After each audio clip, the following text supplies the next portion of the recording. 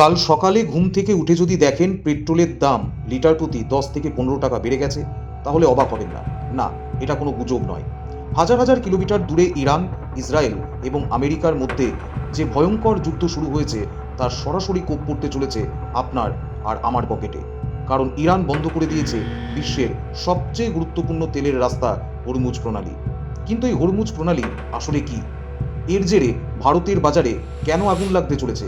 চলুন আজকের এই ভিডিওতে সম্পূর্ণ বিষয়টা সহজ ভাষায় বুঝে নিই।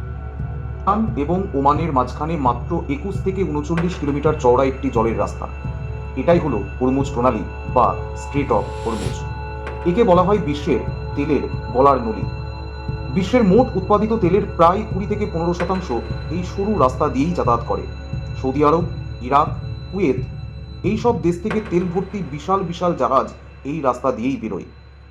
তাহলে ভেবে দেখুন, যদি কেউ এই গলার নালিটা চেপে ধরে, তাহলে পুরো বিশ্বে তেলের সাপ্লাইয়ের কি মারাত্মক হার্ট অ্যাটাক হতে পারে। 2026-এর ফেব্রুয়ারির শেষে আমেরিকা এবং ইসরায়েল যখন ইরানের ওপর বড়সড় হামলা চালালো, তখন ইরান তার সবচেয়ে বড় হাতিয়ার প্রয়োগ করে। তারা হরমুজ প্রণালী ব্লক করে দেয়। ইরানের সোজা হিসেব, যদি আমরা আমাদের তেল বিক্রি করতে না পারি, তবে দুনিয়ার কাউকেই আমরা এই রাস্তা দিয়ে তেল নিয়ে যেতে দেব না। আর এর ফলে সমুদ্রে আটকে পড়েছে শত শত তেলের ট্যাঙ্কার।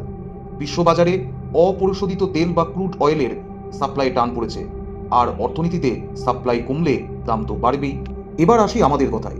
ভারত তার মোট তেল চাহিদার প্রায় 85%ই বিদেশ থেকে আমদানি করে, যার একটা বড় অংশ আসে এই হরমুজ প্রণালী দিয়ে। তেলের সাপ্লাই কমে যাওয়ায় বিশ্ববাজারে ক্রুড অয়েলের দাম ব্যারেল প্রতি হু হু করে বাড়ছে। এর মানে কি? এর মানে শুধু পেট্রোল পাম্পে বাইক বা গাড়ির তেলের দামই বাড়া নয়, তেলের দাম বাড়লে ট্রান্সপোর্ট বা পরিবহনের খরচ বাড়বে। আর ট্রাকের ভাড়া বাড়লে আপনার পাড়ার বাজারে চাল, ডাল, আলু, পেঁয়াজ থেকে শুরু করে নিত্য প্রয়োজনীয় সব জিনিসের দাম আকাশ ছোঁয়া হতে বাধ্য। অর্থাৎ মধ্যপ্রাচ্যের এই জিওপলিটিক্যাল গেমের সরাসরি মাসুল গুনতে হবে ভারতের সাধারণ মধ্যবিত্ত মানুষকে। ভারত সরকার ইতিমধ্যেই রাশিয়া এবং অন্যান্য জায়গা থেকে তেল আনার চেষ্টা শুরু করে পরিস্থিতি সামাল দেওয়ার চেষ্টা করছে। কিন্তু যুদ্ধ যদি দীর্ঘস্থায়ী হয়, তবে ইনফ্লেশন বা মুদ্রাস্ফীতি ঠেকানো বেশ কঠিন হবে। আপনার কি মনে হয়, এই যুদ্ধ পরিস্থিতিতে ভারতের কি উচিত ইরানের সাথে কথা বলে কোনো কূটনৈতিক সমাধান বের করা, নাকি বিকল্প তেলের বাজারের দিকে নজর দেওয়া? নিচে কমেন্ট করে আপনার মতামত অবশ্যই জানাবেন। ভিডিওটি যদি ইনফরমেটিভ মনে হয়, লাইক করুন। আন্তর্জাতিক রাজনীতি ও অর্থনীতির এমন সব জটিল বিষয়কে সহজ বাংলা ভাষায় বুঝতে সাবস্ক্রাইব দিস চ্যানেল। দেখা হচ্ছে পরের ভিডিওতে। ভালো থাকবেন।